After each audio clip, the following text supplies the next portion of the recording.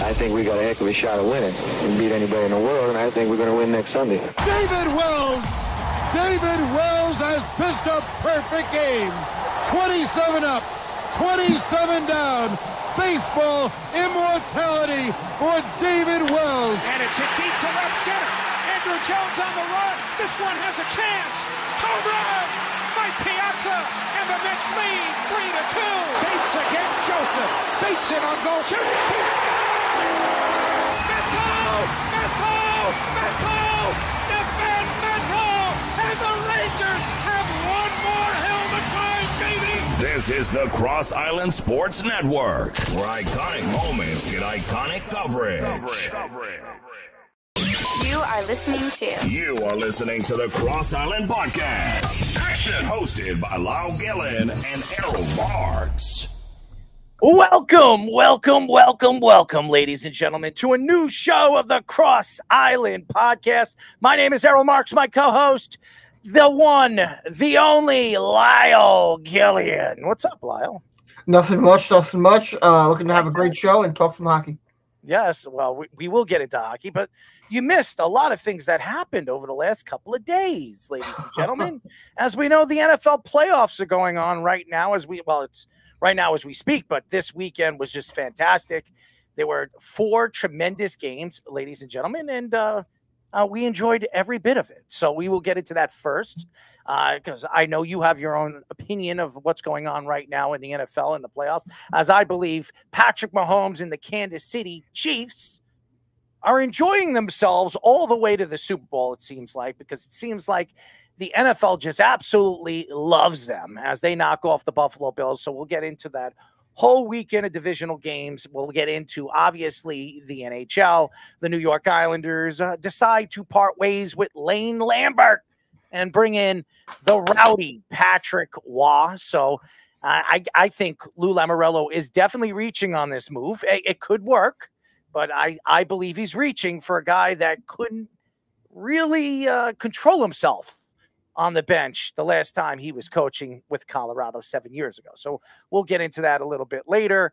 And the New York Knicks are playing good basketball right now, just absolutely killing it as they're 26-17. They're the 5th seed right now in Eastern Conference. So we will get into the Knicks and how great they're playing. Do the Knicks make a move for, I don't know, Bruce Brown? That could be a move that could really help the Knicks, but what would they be willing to give up to land a Bruce Brown? So we'll get into that a little bit later as well. And the Rangers, the Metropolitan Division, has not played well over the last couple of weeks either. So how close could this Metropolitan Division get after the All-Star break? That's going to be a question, and we'll get into that when we get into the Islanders and the Rangers and the Metropolitan area and the Devils, obviously, that are playing back and forth hockey as well. So, the Yankees and the Mets, I mean, the Yankees added Marcus Stroman. I mean, we could talk about that. We didn't get a chance to speak about that. So the Yankees obviously landed Marcus Stroman, gave him a pretty good contract, a $37 million contract with a 3rd-year option if he pitches over 140 innings in 2025. So we'll get into that. And the Mets haven't done anything. But I will say this, Josh Hader is heading to the Houston Astros, which just makes the Houston Astros and that bullpen just that much better. So let's get into it, my friend. You're loving that. I'm sorry? I bet you're loving that.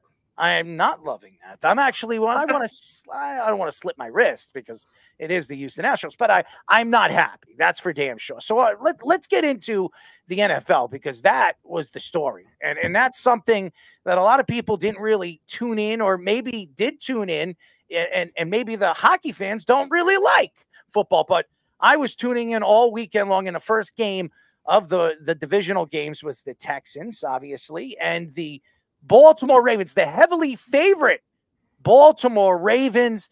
And, you look at this game, going into it, we all know what the Houston Texans are. We all understand what C.J. Stroud had to deal with being drafted, and some people were questioning how high he was drafted. Some people thought that he should have fallen out of the top 10, but C.J. Stroud has been the best quarterback in this rookie class. And by the way, was one of the better quarterbacks this year, consistent quarterbacks this year, going into this game against the Baltimore Ravens.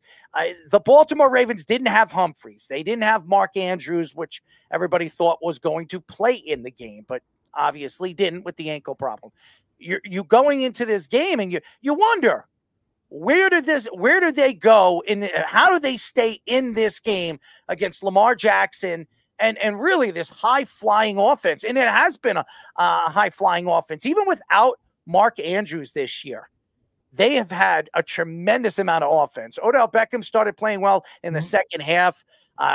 We saw the young player, Zay Flowers. He's been fantastic for the Baltimore Ravens this year. Has had a sensational season. I think he had almost 1,000 yards, 900 and some odd yards. So Zay Flowers had a great year. Likely filling in for Mark Andrews for half the year, looked really good in certain games. And their offensive line has been fantastic. And the Texans coming out from that game where they just completely blew out the Cowboys. I mean, I'm sorry, not the Cowboys. That was the Green Bay Packers that blew out the Cowboys. But the Texans blowing out the Cleveland Browns. That's who they blew out.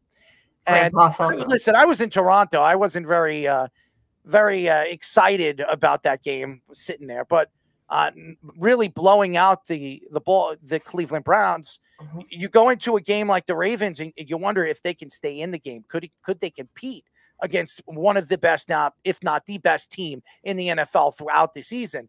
And they did. They kept in this game from the beginning to the end. It really started falling apart after the intermission. Now, the third quarter, they played well. They didn't play that bad. Baltimore only scored 7 in the third quarter, but it was the fourth quarter where the Ravens just completely blew the doors right off the body or the body of the car, if you want to say that. But the car was not really riding in the fourth quarter. It was complete domination. Lamar Jackson was running all over the field. They were running the ball. They were throwing the ball. And really the problem early in the game is Lamar Jackson wasn't taking chances. He wasn't throwing the ball up for any of his receivers or tight ends to go after it. I think he started to get comfortable in the second half of the game, and you saw the difference. And really the Baltimore Ravens, they are one of the better defenses in the league. And I don't think they get enough credit for how good and how talented they are when it comes to depth. Their secondary, when Humphreys is in it, they're really good. And then you look at their linebacking core, which is they have 2 of the best linebackers in the league in Queen, and then the talent that they have in that secondary. So I love what I've seen so far throughout the playoffs for the Ravens. And I think that the Ravens have a very good chance to win a Super Bowl this year if they can get through the AFC title game against the Kansas City Chiefs. But see, the biggest problem with that AFC Championship game against the Chiefs is that they are facing 2 opponents, Chiefs and the referees. If they can get past that daunting opponent, then maybe they have a shot. But that's going to be really tough to beat 2 very strong opponents in that game. Well, and I didn't mention the other linebacker, Roquan Smith. I'm sorry for that. But Patrick Queen and Roquan Smith are probably the best combination of linebackers in the league. And these guys have been dominant at their positions. And Roquan Smith has been a Pro Bowl, a Pro Bowl player. And I think he was also an All-Pro player at one point. So they have the ability to dominate and ruin games. And we saw this in this game. The Texans in the fourth quarter had no answers to Lamar Jackson. And I will say this, C.J. Stroud did not have a bad game. Maybe his numbers weren't what they were against the Cleveland Browns, and he had one of those sensational rookie games that we haven't seen a rookie have. But I mean, we're Jet fans. We never see that. I'm sorry? We're Jet fans. We never see that. Well, we saw that with Mark Sanchez. Mark Sanchez played well back-to-back games. And I mean, he didn't put up crazy numbers like C.J. Stroud did all season long, but I think C.J. Stroud has been one of the best quarterbacks, one of the more reliable quarterbacks in the league this year, and you have to give him a lot of credit. He's been very, very impressive. You brought up the draft on how he fell, and teams, people thought he should fall out of the top 10. Every year, there's always a quarterback that always forces their way up and jumps up into that top 10, jumps up and surprises people. We saw it with Zach Wilson. We saw it with some happens every year. And, he kind of did the opposite where he fell backwards. And I think that's why Zach Wilson wasn't any good. That was yes. But my point is, there's always a quarterback that jumps up into the top 10. C.J. Stroud was supposed to be there in the top. Yes, he was. But he was. I thought he was the best quarterback in the country at one point. Well, he did fall down a little bit. Well, there was some kind of love fest for Bryce Young. That was the problem, and Bryce Young really didn't develop this year, and that's why they fired their coach, and they're looking for a new coach. But Bryce Young still has a tremendous career in front of him if he can figure it out, and if they put the right guy in place. I think C.J. Stroud is put with DeMeco Ryan. I think DeMeco Ryan, is up for coach of the year, might be coach of the year, and really took this team to that next level. He was calling the defensive plays. You saw him calling the defensive plays throughout the playoffs, and you see the difference of this team. I just think they have a trust in the coaching staff, have a trust in the quarterback, and I believe they believe they could beat anybody. But in this game, going into Baltimore, Lamar Jackson doesn't really lose at home that much. This guy, I think, has only 3 or 4 home losses in his whole career, and he's been in the league for 6 or 7 years, so he's been dominant. It's not easy to beat Baltimore, and you saw that in the Texans. I thought early in the game we're keeping it close.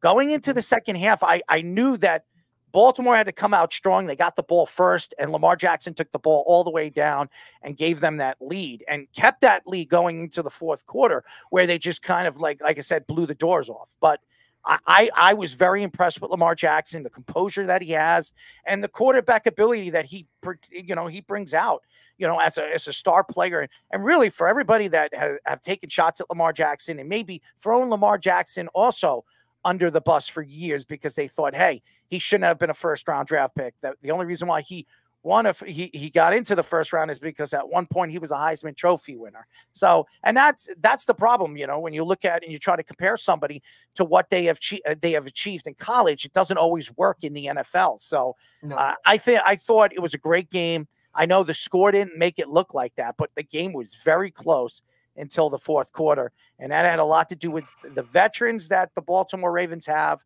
and just who Lamar Jackson is and what he stands for. And I think this might be Lamar's year. I've never been the biggest fan of Lamar. Well, I want to correct that and be more specific. I have never been a fan of the playing style that Lamar is. I think Lamar is a very talented quarterback, but if I was building a team, I would build a team around a Burrows or that style of play where you are more, or Mahomes, where you are more prominent in the pocket and throwing the ball opposed to running. I feel like that style of play does not have as much longevity, where if you look at that quarterbacks who have played that style throughout the NFL in the past, once their legs start to go, they fall off big time. Now, that's just my worry about him. I think right now he's a great quarterback, but once his legs go, that's what I would be worried about.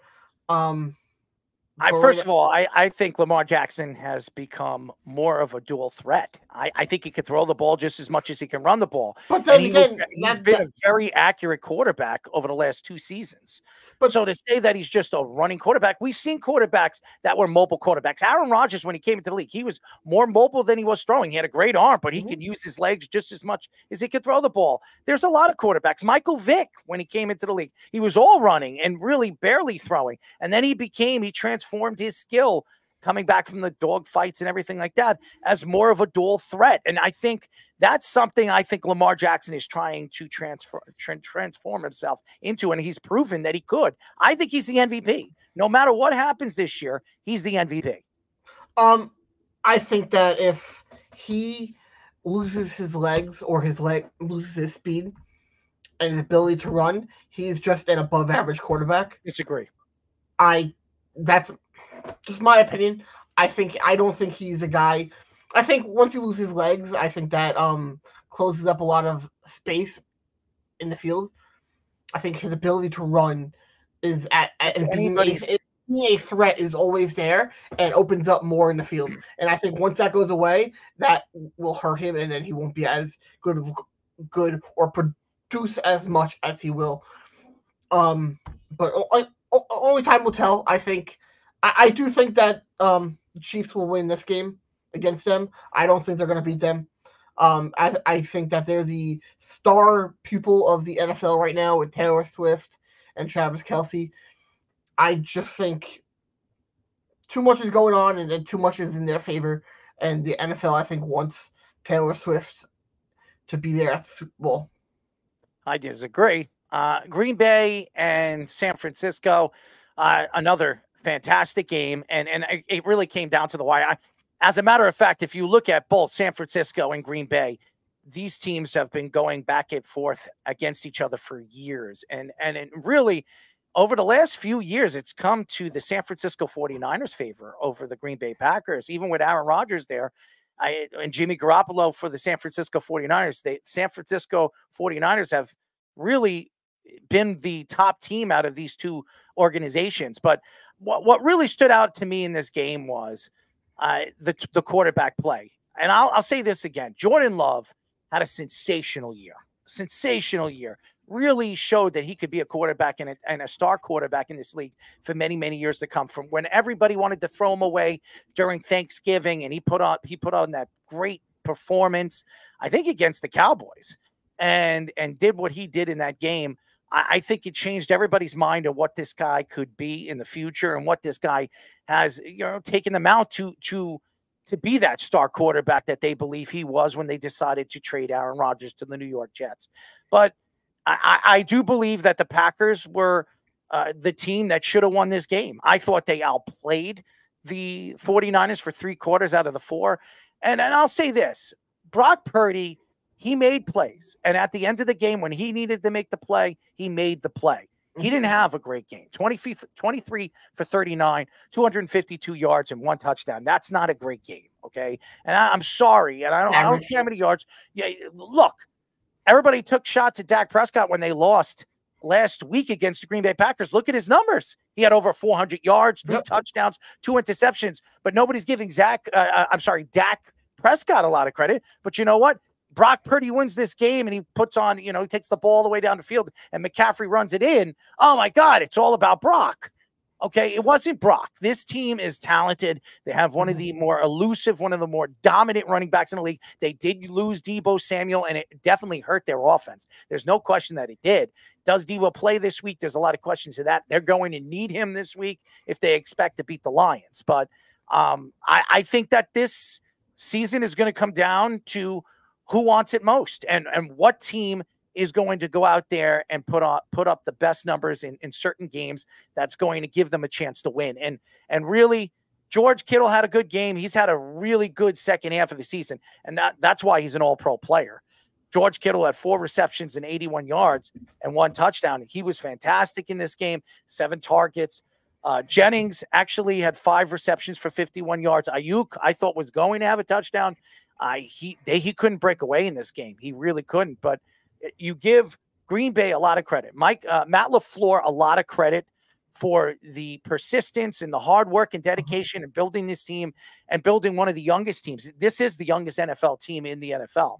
So I think that this team could be very, very good for years to come. If Jordan Love is for real, I expect to see the Packers here once again next year. I think that looking at how the 49ers played this week, and you look how the Lions, they should have put that game away earlier, and they didn't. That was a game that everyone expected them to blow them out earlier in that game. But I think next week against the 49ers, I think it's their game to take. I'm all behind the Detroit Lions going into the Super Bowl. I think it's going to be them and the Chiefs. And then, and you were speaking about the Lions game. The Lions game, I thought, was the most exciting game of the weekend. I know everybody loves the Kansas City Chiefs and the Buffalo Bills because Taylor Swift and the Swifties were there. And you had Jason Kelsey taking off his shirt and dancing around like a complete moron. I mean, you have Brittany Mahomes dancing with Taylor in the press boxes. I mean, this has become not a game. This has become an entertainment corporation. All right, let's. This is the movies. This is what we're going to see with Travis Kelce as long as he dates a very popular Taylor Swift. But going into this game, I thought it was just fantastic. Watch two franchises duke it out, and that's what happened in this game. It was fantastic. It was, and I have to give Todd Bowles a lot of credit because he did not do a good job with the New York Jets, and I was questioning if he can actually coach in the NFL for a whole organization, but he proved me wrong this year. He built up he did a good job, and gave Baker Mayfield a lot of confidence this year. And Baker had a sensational game against a Lions defense, a young, talented Lions defense. Now, he did make mistakes. He threw that final interception that cost him the game. But nevertheless, 26 for 41, 349 yards, 3 touchdowns, and 2 interceptions. I thought he played fantastic. I really do. For a guy that everybody was throwing away and giving up on, he played a great Lions team. And playing in Detroit, as loud as it is, and how many people are just passionate about their Detroit Lions team, I was very impressed with what Baker Mayfield put up. And by the way, give a shout out to Rachaad White, 9 carries for 55 yards, had a sensational year. One of the better, more underrated running backs in the league. Mike Evans, another great game. 8 receptions, 147 yards, and 1 touchdown out of 12 targets. He was great. Cade Otton, 5 receptions, 65 yards, and 1 touchdown. Rachaad White caught the ball 36 for 36 yards and 1 touchdown. I mean, they spread the offense so well, and there was quite a few pieces that they missed this year. And Galladay, Galladay. To me, what we've seen this year with the talent that they lost in injuries and everything like that, I've been very impressed with Todd Bowles. As far as the Lions are concerned, what could you not say good about this organization and what this organization? They have one of the more funniest and outgoing coaches in the NFL in Campbell. Jared Goff has become an elite quarterback this year. I just want to say, you look at this game, and sorry for cutting you off. You had Baker Mayfield, who was written off by the Browns. And then you had Jared Goff, who was written off by the Rams. LA Rams. They traded him for a good quarterback. Well, they traded him, but if they thought he could still be something, they would have kept him. Well, it was because of Sean McVay. Sean McVay ruined him. I think Sean McVay ruined but you look at what the Rams have done with him and what Todd Bowles have done with Baker. They have revitalized their careers, and I think they are both now, once again, very good quarterbacks in the NFL. No, they're both going to be here for many, many years to come. And Baker Mayfield just, I know everybody, I was watching the game at a pizzeria and somebody told me, I feel bad for Baker. He had a sensational year. I said, you're feeling bad for him? He just won himself a $190 million contract. Who's crying for him now? I mean, him and his wife are running to the bank as we speak. He's going to make a lot of money. If it's not going to be the Buccaneers, it'll be some other organization giving him a starting job. He deserves it. He earned it this year. And everybody now should believe that Baker Mayfield could be a star quarterback in this league. Now, I don't know if he's going to be one of the elite ones, but Jared Goff has proven this year that he has become elite. And with the weapons that he has in Jahmyr Gibbs and then obviously Craig. And I'll say this, Josh Reynolds had a really good year this year, filling in for injuries from St. Brown and all the Jameson Williams. You had a guy, Josh Reynolds, who had a sensational year filling in and becoming the #1 wide receiver. So congratulations to him. And he earned a touchdown in this game. And I have to give him a lot of credit because you see the connection that he has with a guy like Jared Goff. They played with the Rams. They brought Josh Reynolds in to obviously give Jared Goff some familiarity and everything like that. And you saw the difference over here. And Sam Laporta, I think he's the best tight end in football. I think in the next 2 or 3 years, this guy is as good as anybody we've ever seen. This guy can block, he can catch, he can run the ball. The guy can do everything. And he's built like an ox. And then St. Brown, fantastic. 8 receptions, 77 yards for 1 touchdown. So fantastic game. St. Brown was targeted 14 times in this game. So you know that Goff really likes to look down the field and throw the ball down the field to him. So I think the Lions are going to be a model for other franchises that are trying to build their team for the future. They're going to try and look at what the Lions have done and try and build weapons like them. They built an offensive line. That's what they did. Yes, that is, yes. They have the best offensive line in football. I don't even think you can argue that right now. And to me, Sewell has been as good a tackle as any tackle in football. He was throwing people around in this game. He was throwing people around last week. Penei Sewell is as good a tackle in the league as anyone. And I fantastic the way they built this offensive line and gave Jared Goff weapons over the last 2-3 years, the way they drafted. This organization is put in a very good position to succeed under Campbell for the next 5 years. If Campbell can keep pushing this and making this team a contender every year. I completely agree. And last week, after they won their first playoff game in what was it, 32 years? Yep. They showed the replay of their GM in the elevator, just the pure emotion, and they're a team right now that I think everyone in America wants to root for, unless you're a Packers fan or a Vikings fan or a Bears fan, but that's a whole different story. I think majority of America wants to root for them and see them go to the Super Bowl. They're a good story. They're the underdog, and everyone loves them. They were 12-5 this year. I don't know if they were the underdog this year. I think they were one of the favorites to come out of their division. They're one of the favorites to come out of a conference that's very weak. Besides San Francisco, the Eagles maybe. There's no guarantees in these conferences for the next couple of years. There is none. So to see where the Lions are and what they've built, they're just as good as San Francisco, and they're just as good as the Eagles. So I think that I don't disagree. I don't disagree.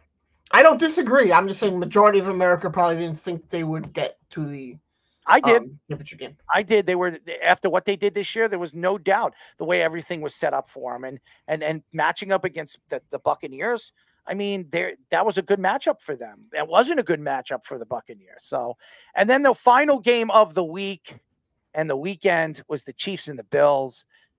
And I'm going to say this, and I will speak about this on the Sports Loudmouth on Wednesday, because I have my own opinion towards this. But my opinion here is the NFL's got to stop. They have to stop. And I don't want to hear it from anybody. When Patrick Mahomes cries on the field, you see the referees arguing with him, and he's out there, blah, blah, blah. Do you remember the last time he played Buffalo at the end of the game because Tony was he was offsides and the touchdown didn't count, and with Kelsey pitching him the ball? Remember that? Mm-hmm. And then they won by, I think, 3, the Buffalo Bills. They went out there on the field, and when Josh Allen put his hand down and pounded him, he wouldn't even shake Josh Allen's hand, making it like it's pretty much telling Josh Allen, that was effed up, like it was Josh Allen's fault. But Josh Allen loses 3 because his kicker misses the ball, misses the field goal. Josh Allen goes out there, give him a pound, shows the respect that he should show to the other team. And that's the difference between Josh Allen and Patrick Mahomes, because to me, he's a sore winner and a sore loser. That whole Kansas City Chiefs team needs to be put down on their ass. And I can't wait until Baltimore really slaps and puts their hand-me-downs on their candy asses. Listen, I think that I want Baltimore to win, but I just don't think they will. Like I said earlier, I think they do get that favoritism from the referees. As Jet fans, we saw that happen earlier in the year. We saw it happen again this week, not last week, where they threw that flag. It was like 30 seconds after the play. They've done this with them all the time, and I think it will continue. I don't think it's going to matter. I think Baltimore is that much better than the Chiefs. And as all Baltimore needs is to get an early lead, and they're going to be very, very hard to compete with because their defense is much better. They have Humphreys, who's going to play in this game. He didn't play last week. They had Darby. I think absolutely a guy, this defense is going to be much better when Humphreys plays. And they're going to have Mark Andrews back, which has been the blanket of Lamar Jackson for years. You had a weapon like that in the open field, watch out, or I'm not going to say the cookout with the cookout, whatever the hell Jeff says. You know what I will say? If the Baltimore Ravens get to the Super Bowl, I think Odell's going to have an amazing game. I don't think Odell is the same player he was. He's not, but you know what? I don't really think so. He was in the game with LA, and he got injured in it, and he had to be taken out. Tore his ACL, and it probably. You know what that probably did to him, and how much that probably pissed him off that he had to go and watch that team go win it without him. He's gonna want to go out there. He's gonna be motivated. And I'm gonna tell you, if they get I don't think Odell is anywhere close to the player that he was. I don't. I don't. Any given Sunday, I'll vote Odell Beckham anymore. Any given Sunday, a player can have a great game. All right, I'm just telling you, watch out because Odell Beckham's not the same player, and I think you're better off, or you're better much seeing a guy like Zay Flowers exploding in a game like that in the Super Bowl because that guy and that kid has a tremendous ability of catching the ball and not dropping the ball, and he is like magnets for hands. So I think that Zay Flowers, if you get Mark Andrews back, oh my God. They're much better than Kansas City. On paper, from top to bottom, they're much better than Kansas City. And as far as I'm concerned, to Lamar Jackson, to Patrick Mahomes, Lamar Jackson's going to win his second MVP. Okay? So everybody sits here and talks about Patrick Mahomes. How many MVPs did Patrick Mahomes have? 2. Okay? And what do you think Lamar's going to have at the end of this year? 2. And Lamar Jackson hasn't won a Super Bowl yet. And Patrick Mahomes has won how many? 2. So Lamar's got to win his first. If Lamar wins his first this year, I don't want to hear any more Patrick Mahomes is the best quarterback in the league. I think that you could start to sway over there to a guy like Lamar Jackson, who I believe is the most deadliest player in the league when it comes to the quarterback play because he can run, he can throw, he can do everything. It's almost impossible to stop when he's on. So... Oh, you had nothing to say on that one. You know my opinion on Lamar. I said it earlier. All right. Before we get into some hockey and some basketball, I do want to finish up, and baseball. I want to finish up with football and the New York Jets. I mean, there were stories coming out that the Jets will be looking at a wide receiver sometime this offseason, maybe in the draft or maybe in free agency. Where do they go? There's quite a few players that Mike Evans could be available and should be available if Tampa can't re-sign him. There's Michael Pittman, which we've heard connected to the New York Giants, are connected to the New York Jets as well. So the Jets, and they're quite other, I think there are 2 or 3 other good wide receivers that are going to be available. Now, Devontae Adams could be out because of the Pierce move. And that was I think that Pierce move was really to keep Devontae Adams happy. And I think that because of that, I don't believe Devontae Adams will be traded in the offseason. I think he will be a Raider next year, at least for the beginning of the season until this team starts to lose again, if Pierce isn't the guy. But I think it's Devontae Adams out now, and you have to look into the draft and where the Jets could be drafting at 10. Do they trade out of that pick? Does one of those offensive linemen fall to them? Yeah, that could happen. One interesting little bit of information. Mm-hmm. Garrett Wilson gave up number 17 to get number 5. So number 17 is available again. So unless they know something that we all don't, he gave up his number to get I don't number 5. That. I think there was a reason why he gave up his number 17. But why would he give up his number 17 at the time when he could make money off of Devontae Adams taking his number? So I don't see that to be. I think he used the 5 because he wanted to use, I don't know, was it his college number or something like that? I don't know exactly, but it's now available again. So yeah, I mean, we'll see. I don't think Devontae Adams is going to be a Jet. I don't think he will either, but I'm just saying, There are some things out there in the universe that I think that if Neighbors falls out of the top 6, because I believe the Giants will draft him, or hey, I could see the Chargers drafting him. He's an explosive player. If he falls to 10, I mean, even if there's an offensive lineman sitting there, I think the Jets have to look at the wide receiver as a guy. Who's the tight end? Bowen? LSU. I'm sorry? The tight end? I forget his name. Bowers. Bowers, yes. You know, that could be somewhere where they go, because we really have the New York Jets have not had a. What was that? I hope not. I hope they don't draft. Listen, and I'll say this again, and I've told this to Josh, and I'll tell you this. Every time a team drafts a first-round tight end, it never works out. Never does. Well, I'm sorry? Except Atlanta. Kyle Pitts. He hasn't worked out. Yeah, he is. He's been good, though. He's been good, though. No, he hasn't. The last 2 seasons, he's been horrible. They haven't been giving him the ball. He's disappeared. He's not. But is that his fault, or is that the fact that they haven't, like? It doesn't matter. The coach gave up on him. The coach quit on him. So it says something about the player. Maybe he's not a tough guy. Maybe they just thought that, you know what, I'd rather throw it to him. He gives a little bit more, emphasis on playing the position. I don't know, but Kyle Pitts has not been good for the last 2 years. And first round tight ends don't really look at Vernon Davis. Was he that great? No. I mean, if you go up and down, look at OJ Howard. Was he good when he was drafted from Alabama in the first round in the top 17? No. You draft a tight end, you have to be damn sure that he's going to be explosive and talented. As far as the Jets are concerned, I think it's the offensive line that they need to fix up this offseason. They need to find a backup quarterback. And they need to find another weapon on the other side to help Garrett Wilson to kind of take the pressure off him, because Alan Lazard absolutely loves Donkey Dick. Sorry. That's a compliment to Donkey Dick. Well, that's what he is. He's terrible. And I think there has to be some kind of change to this coaching staff too. You cannot go into the season next year with the same coaching staff, which, by the way, have been absolutely a joke.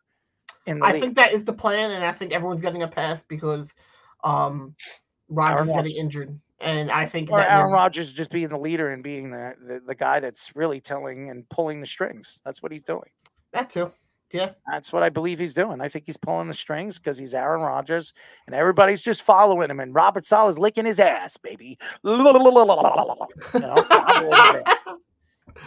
that ass, Speedy. You know all about that, right? That's why he was in the little room in the little darkness retreat. He had the Robert Saleh eating his ass. Well, Robert, could you imagine that? Robert Saleh and him eating ass? That wouldn't be good. That would be disgusting. I mean, seriously, eating it like an apple.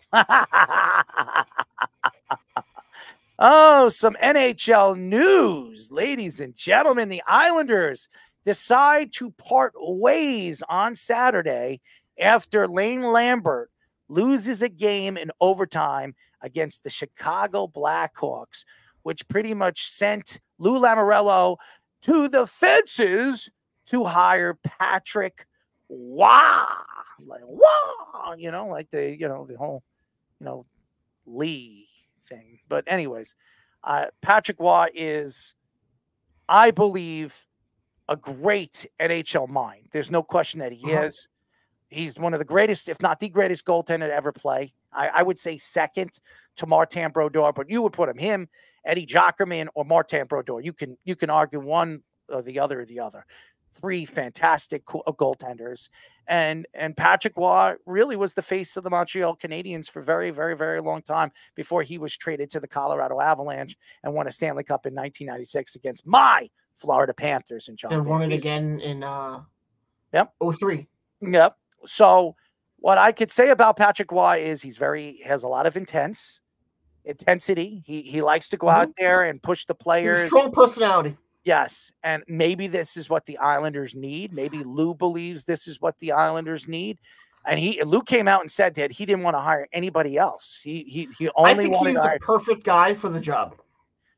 We have to see. Now, I want to see what he could do. I want to see the intensity come from his players. If they're going to go out there and really use his intensity to their intensity on the ice, then the Islanders have something. But I think Lou was reaching on this. Lou's pretty much telling you, if Patrick Waugh doesn't figure it out, I'm going to be gone, and he's going to be gone with me. So that's what it tells me. So the reason why I love this so much, now we all know he's a very strong personality, and he is not afraid to yell. Now, yesterday when I was at the game, I was up in the 300s. I could hear him screaming on the bench from up there. That's how loud he was on the bench. That's how vocal he was. But, I've said it before, the biggest problem has been defensive structure. And that was under Lane Lambert. I felt like it was a coaching reason why they were like that. And I think him being a goalie, and it was an area that was known to yell out at his defensemen back in the day. And I think he's going to be very, very harsh on those areas. And he said it today. Yesterday after the game, that there were 17 shots against from turnovers yesterday against Dallas. That is a lot. And that's where he wants to cut down the most on turnovers. And I think you cut down those turnovers, you're going to see a team that can be very dangerous. Now, it's not going to be right away that you're going to be seeing all these changes. It's going to take a few games. Maybe beginning of February, you really start seeing them rolling. It's going to take a little bit because now they're doing a complete 180 from going from Lane Lambert, who is more relaxed, to now Patrick Waugh, who's complete opposite. And I think it's exactly what they need. You definitely could tell against Dallas Stars that they were not where they need to be yet. They were very sloppy in transition. At one point, they were getting outshot 42-25. There were still a lot of problems there, and you could see what he wants to do, and it's going to take some time, but I think the ship will be steered correctly. My opinion is they got to stop relying on their world-class goaltender. Okay. He is standing on his head every single game. He's averaged more 40-shot games this year than any goaltender. He's amongst the league's top 3 in the last, I think, 7 years or 5 years of goaltending. I mean, he hasn't been in the league for 7 years. So like 5 years of goaltending. I think that was the number that I saw, where he is in the top 3 of the most 40-shot games. So it's too much.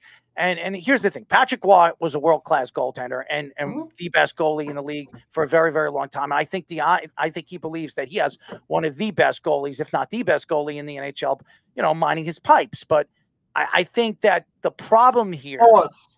What? Mining his pipes?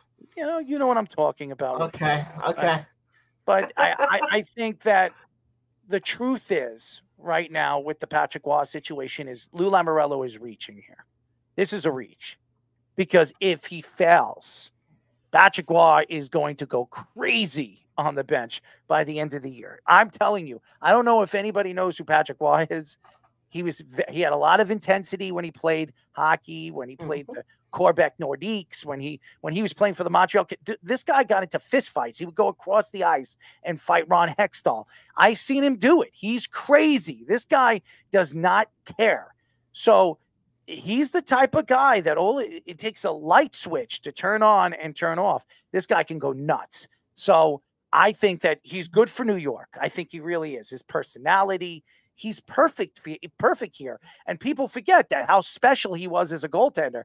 But you also have to put the caution sign up for a guy like Patrick Waugh, because no matter how good Patrick Waugh could coach the young players, or even the veteran players, you still have to worry if he's going to lose his mind again and do something stupid that makes this organization look really, really bad, including Lou Lamoriello, where he comes out and says yesterday that he wasn't looking at anybody else but Patrick Waugh. It makes the organization look really, really bad if he was their number one target. Here's the thing, though. He claims, and I'm going to put it out there, like, prove us that you have. But he claims he has changed a lot, and that is not him anymore. He's been coaching in the QMJHL, the Quebec Remparts. Last year they won the Memorial Cup, but we'll see. He's French Canadian royalty, and when he is here, the French Canadian media will be here too. And there were a lot of Islander fans who were a little bit annoyed about all the French being in the press conferences. That's what's going to happen when you have Patrick Roy, who's probably the greatest French hockey player to ever play, or one of. He's the greatest. He's the greatest. Well, the thing is, Brodeur is also French, so it kind of. Well, if you ask the French Canadians, and I have, as much as they love Martin Brodeur, they all say Patrick Roy is the greatest. Like, I grew up, I love both of them. They're both. My opinion, Brodeur is the greatest. But if you go to Quebec or in that area and you ask who's the greatest goaltender to ever play the game, they'll tell you Patrick Roy. That's what they tell you. I would agree. No. I think it's very close for 1 and 2. And then, Hasek has a big say in that too. Hasek doesn't touch these two guys. He doesn't. And I love Dominic Hasek. He doesn't touch these guys. They're in a different. Very, very, very close. I think the three of them are all interchangeable. Dominic Hasek was dominant for maybe 5 years. These guys were dominant their whole careers. Dominic Hasek, if you know anything about Dominic Hasek, and I do, okay, and I think he was drafted by the Ottawa Senators, if I'm not mistaken. Okay, Dominic Hasek really didn't transition his game as one of the elite goalies in the league until his later 20s. I think he was like 28, 29 when he really started to explode as one of the elite goalies in the league. So he was a late bloomer. These guys were dominant since they stepped on the ice. So his third year in the league, he had a .930 save percentage in 41 games. 211 save percentage, goals against average. I'm going to tell you this. He was dominant in almost his entire career. I'm not looking at his numbers, but I'm looking at him. Dominic Hasek is not in the even his times with Detroit. He was good in his later. In 05-06 with Ottawa, he had .925 save percentage. That's insane. Back in 05-06, that's that's when he was at his dominant. No, that wasn't even his best years.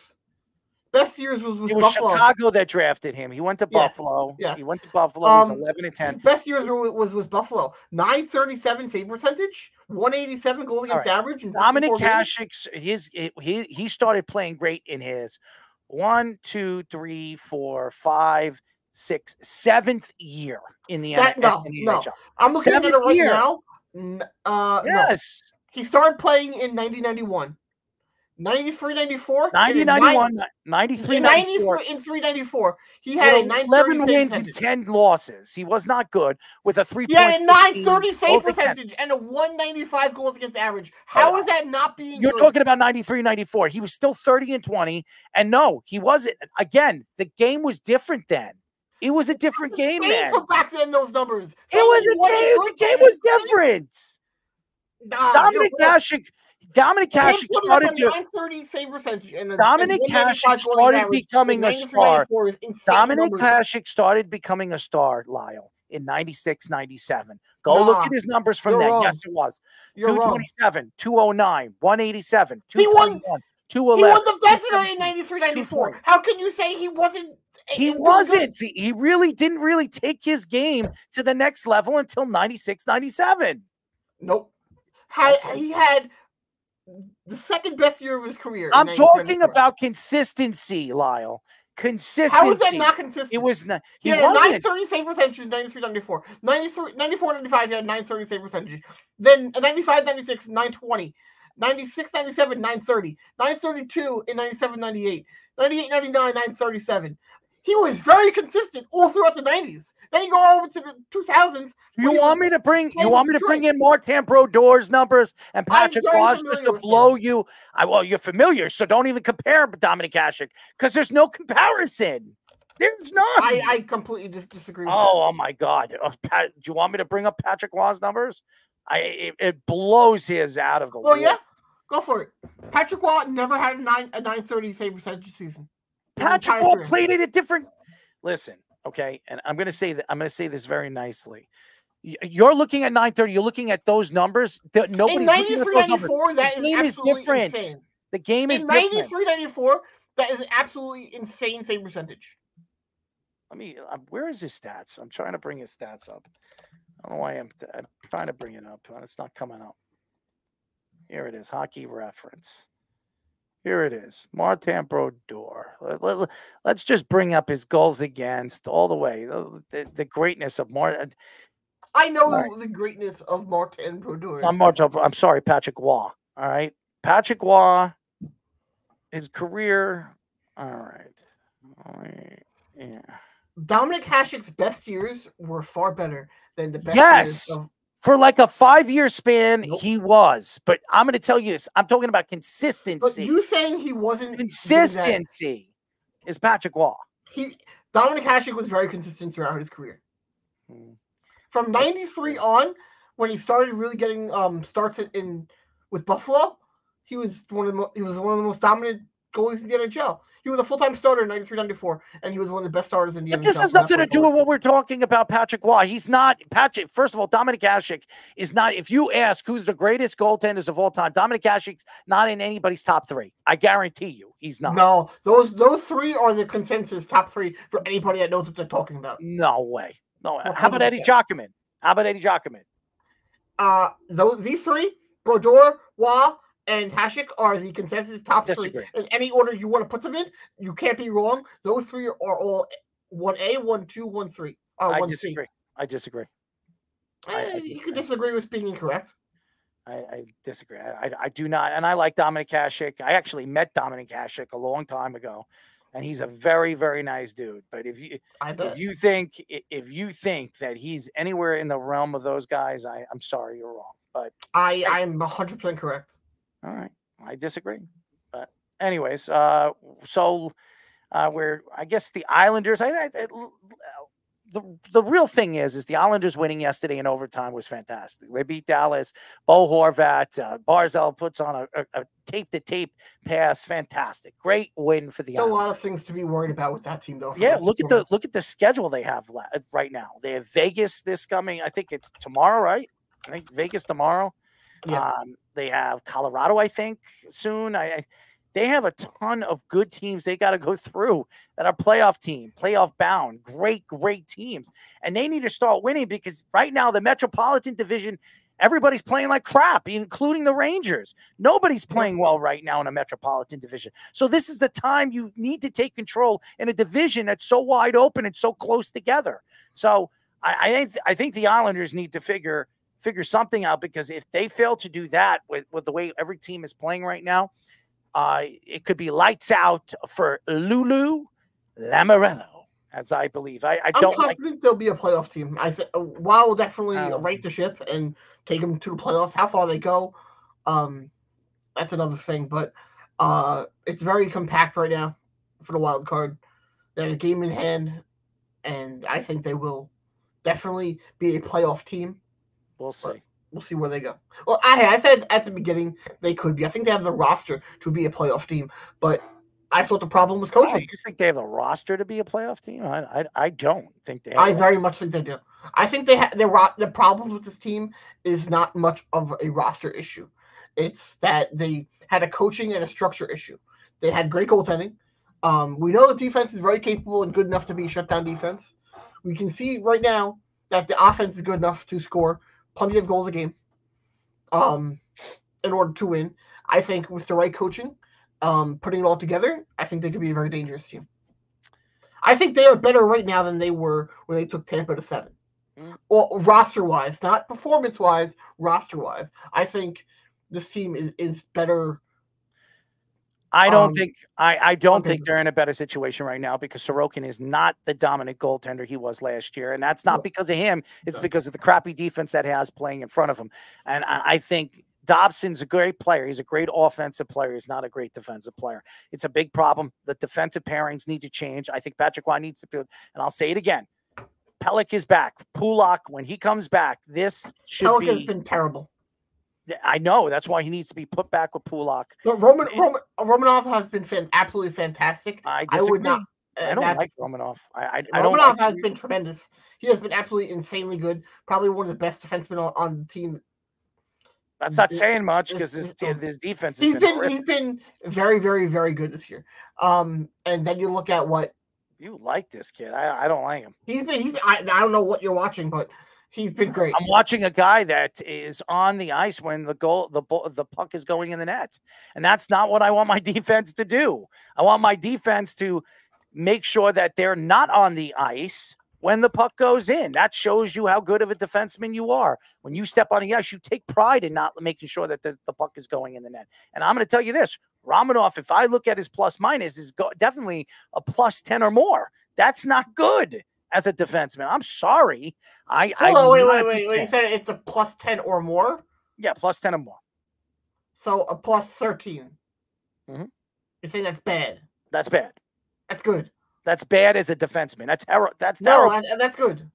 No, a minus 13 is good. No, it's not. Minus is bad. No, it's not. When you're plus 13, it means you've been on the ice plus 13 times. How about this? 13 Look goals. it up right now. Look it up right now. You look it up. No, I know I'm correct. Go look it up right now. When you are on the ice, you get a -1.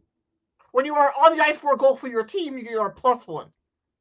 No, when you're on the ice, when your team, I'm talking about when the team, not when your team scores a goal. I'm talking about when the other team scores a goal on you. Yes, you're getting the plus. Yes, the goal plus on you, 13 is not good. Your goal differential is not good. You can look that up. You can look that up. No, you're the one wrong. You look it up. No, I'm not looking it up. I'm hosting because the you show. don't want to admit you're wrong right You here. find the rule. Find the rule. Because I'm going to tell you this right now. Plus 13 is not good. It means he's on the ice when the other team is scoring on them. That adds a plus. That's a plus goal. What are you talking about? When you're on the ice, when your team scores, you get a minus. That when your team scores. When your team scores, you get a plus. When your team scores, oh my God. Lyle, if you have a positive, that means that I'll tell you what, Lyle. I'll tell you what, Lyle. If I lose this, if you think a plus 13 is good, if you think I'm going to prove to you a plus 13 and his plus minus is bad, if I'm wrong, I'm taking you out to a dinner. I'm going to tell you this right now. Okay. A plus 13 is horrible. It's horrible. And you can look it up because if you look at the top defenses and the defensemen in the league, they're minus. So stop. You don't know what you're talking about. Go look it up right now. Go look it up right now. I'm not going to look it up right now. I'll look it up after the show. I mean, what do we have? No. 3 minutes left. Do it on the show. 3 minutes left. I'm not doing that right now. We got to get to the Rangers and we got to get to the Knicks. I don't want to be on here till 8:45 tonight. So go ahead. Just look it up really quick. No, I'm not doing that right now, Lyle. I won't do it. I'll do it after the show, and I will show you that it's not good. Anyways, let's finish up here. The Rangers are not playing good hockey right now. I think they're in one of those, like, they're in those skids where they win a game, they lose a game, they lose, and then they win 2 games. It's like a flurry of games. So I want to see the Rangers start playing a little bit better and more consistent under Peter Laviolette, but their schedule has been getting a little bit more competitive and more harder. So I want to see the Rangers start to pick up their game and really show what they can do as the season progressively moves forward, because the All-Star break is coming right up. February 11th, I think it is, the All-Star game, or February 4th. Is it this coming week? I don't know, but it's early February. Maybe it's later, mid-February. I don't know, but it's in February, the All-Star game. So I'd like to see the Rangers pick up their game at a little bit faster of a pace if they expect to stay in first place right behind Carolina. I mean, right in front of Carolina. What are you doing over there? I'm about to bring up this on here. You could bring it up all you want. I could bring up the top defenseman in the league, okay? And I'm going to show you how wrong you are. Top defenseman in the NHL. Okay. You can laugh all you want, Lyle. I don't know why you laugh. Right. Because you're wrong. Anyways, are you going to finish the show, or are you going to just sit there and look up something? Yeah, I am. Because I think it's time to finish the show, and then we could talk about this next week. I don't know why. You first of all, dead air is not good air. So you need to continue on your podcast and speak before. And you want to argue with me, we can argue after the show. Okay, so your thoughts to the Rangers. I think that ever since Capo Caco got injured, I know he is back now, but their bottom six has not been the same, and I think they are falling backwards a little bit. But I think right now, clearly, they are still the best team in Metro. The Flyers and Canes are definitely right around the neck, but I think the Rangers are. I think they'll be fine. You think the Rangers will be fine? Yeah, I do. I'm not worried about them one bit. They're not playing good hockey, so they're not. But like you said, nobody has, and it'll all. And hockey stuff generally always has a way of evening out. And as everyone is playing bad, once everyone starts playing better again, it'll. I don't know. I think that the Rangers are fine. Yesterday they definitely should not have been down 2-0 to the Anaheim Ducks. But good teams find ways to win, and they found a way to win. I think the Rangers need to start playing a little bit faster hockey. That's where their game is. That's where their game comes from, and I think that's something they've been lacking over the last couple of games. So if they could figure that out, I think the Rangers could be put in a good situation. As far as the final subject that we need to get into is the New York Knicks. I think that where the Knicks are sitting right now, they're sitting in a very good position. I do believe that the Knicks are looking to make one more good trade. I've been hearing Bruce Brown's name being brought up maybe quite too many times that I want to speak about, because I don't think Bruce Brown is the big name that the Knicks need to splash if they want to get bring in a big player that gives them a better chance to win NBA championship. I want to hear Karl Anthony Towns. I want to hear Donovan Mitchell. I want to hear one of these big names, and I have not heard any of those names. I'm hearing Bruce Brown, Bogdanovich. Those are two really good. Bogdanovich is 34 years old, going on 60, okay? As good as he is offensively, I'm not bringing in Bogdanovich thinking that Bogdanovich is going to be the best fit to this organization. And by the way, the position right now that the Knicks are in as the 5th seed, right ahead of, I think, Cleveland, you need to keep the gas on the pedal. So I don't know if bringing in a Bogdanovich or bringing in something of that line where is going to help them get over the top and maybe catch up to the Celtics or catch up to the Milwaukee Bucks right now. So I want to see more consistency with this team when they play against, they go on these back-to-backs and stuff like that, because I think that Jalen Brunson is the secret right now. Jalen Brunson has really been the guy, the catalyst, and missing him for 3 games or 2 games before he came back from his injury.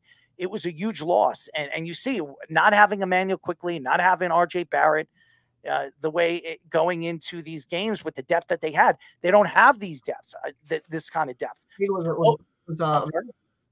I'm sorry? You think the trade they made was a mistake? I know. I like the trade. I like OG Anunoby. I think he's been fantastic for the Knicks. If you look at the Knicks record since Anunoby's been here, I think they've only lost 2 games, or 3 games the most.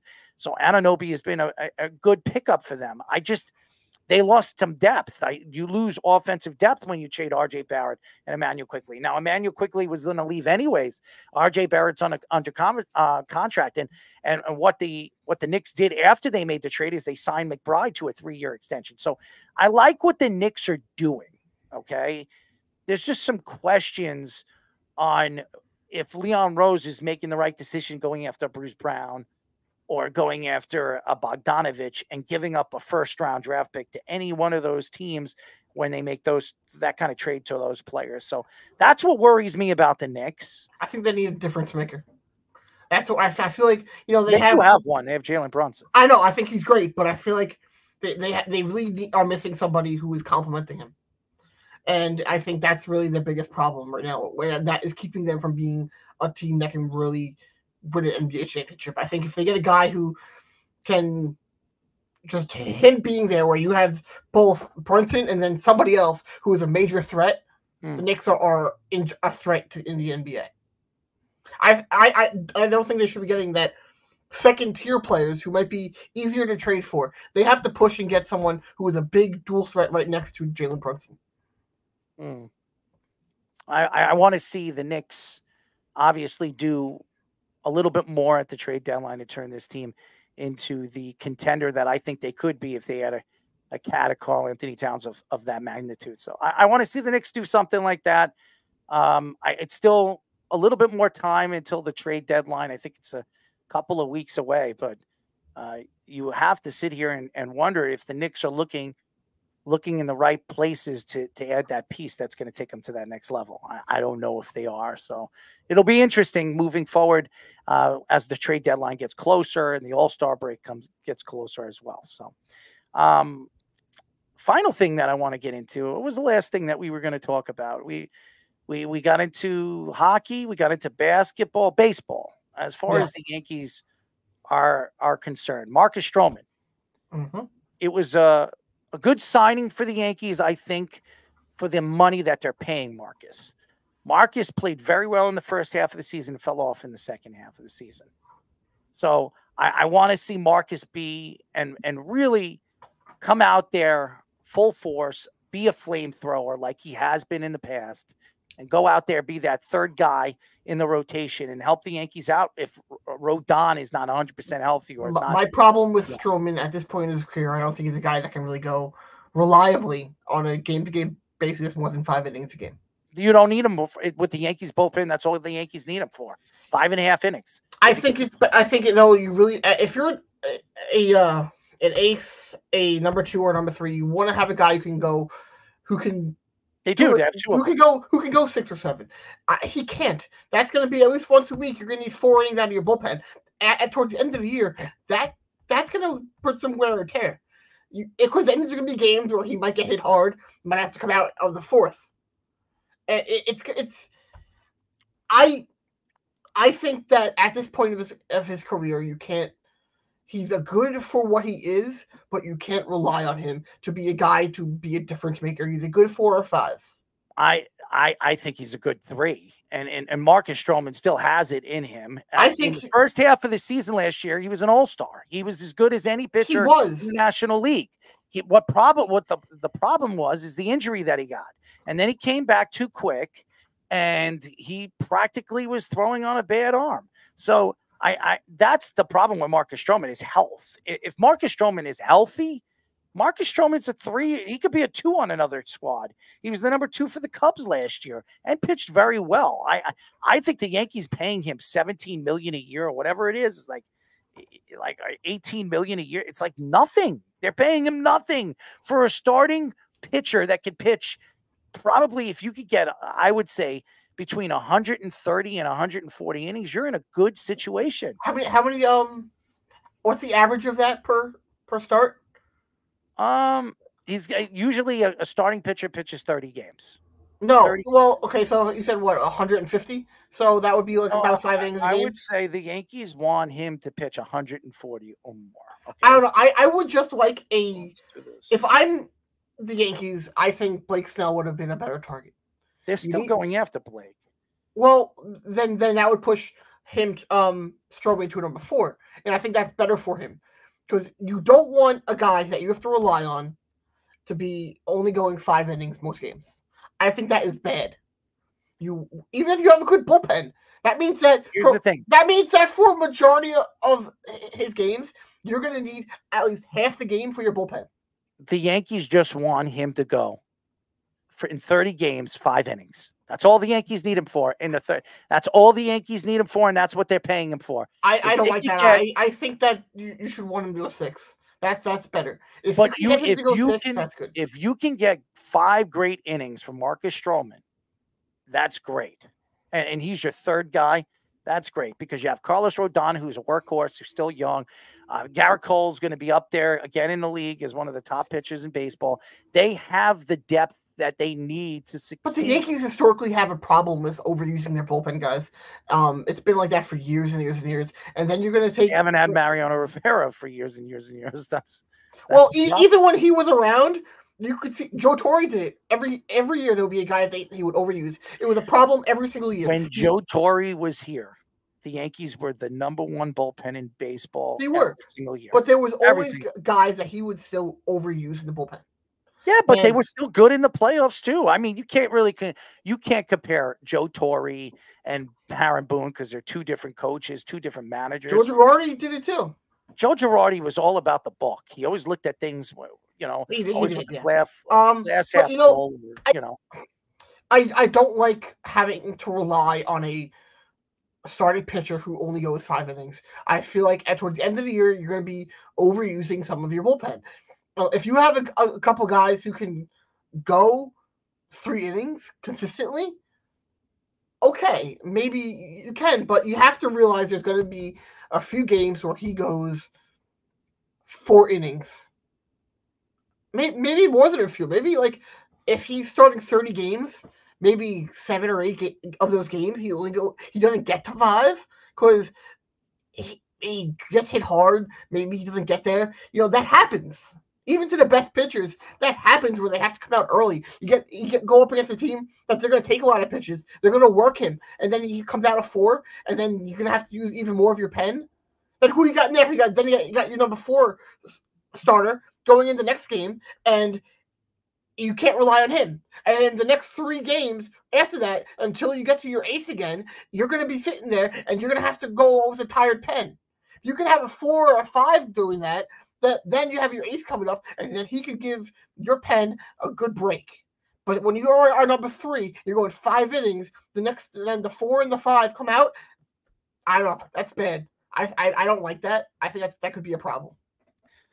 Well, I think that the Yankees are in a good state, and I think they should add another pitcher if they can get a Blake Snell. If they add Blake Snell, then I think it's okay with him going 5 innings. But I think at number 3.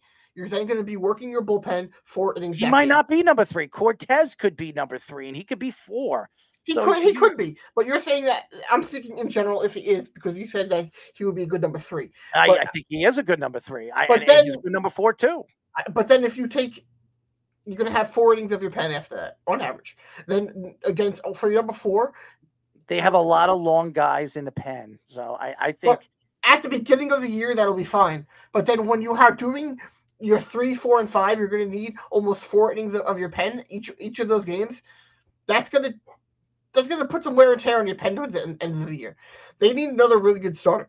Listen, if you're paying a starter like Marcus Stroman like $18 million for each year for 2 years, that's a steal. You could say whatever you want. That's a steal. The Yankees got a steal for a pitcher.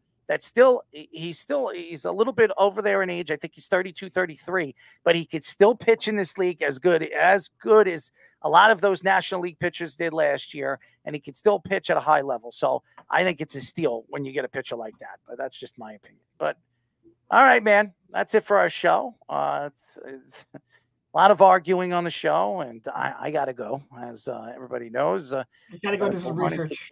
I'm sorry? They're going to do some research on plus No, minus. actually, I got to go to my mother's house. So when you get back from that, then you can look up plus minus. Yes, I'll do my research. But yeah, thank you to all the fans. As always, keep listening to the Cross Island podcast. We're here every single Monday. It's been like a little jumpy over the last couple of days, or a couple of weeks. But now that the holiday is over, hopefully we can continue doing this consistently and new guests and new content. As always, but happy to be here. Happy to give you my thoughts of what's going on in New York sports. So anyways, Lyle, do you have anything to say before we go? I think that this week is going to be very interesting to see what Patrick Waugh does with the New York Islanders. I think that I'm looking for them to cut down on turnovers and be better in defensive structure. And that's not just for defensemen, that's for the forwards too. There were things I liked that he did where he put out his best players in the last 5 minutes, and the fourth line didn't play at all in the last 5 minutes, which is a complete change, of course, from Capuano to Waite to Barry Trotz to Lane Lambert. And so we'll see how he does against the defending Cup champions and Florida.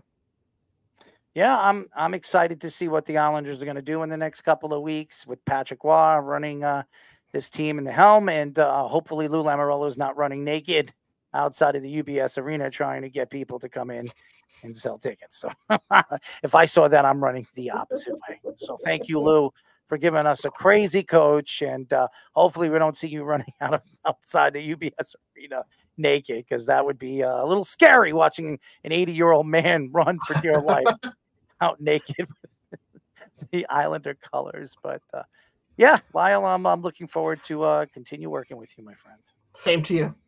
All right, that's it for the Cross Island Podcast. We'll be back next week. Until then, it's Errol Marks and Lyle Gillian saying good night, and we'll talk to you then. Good night.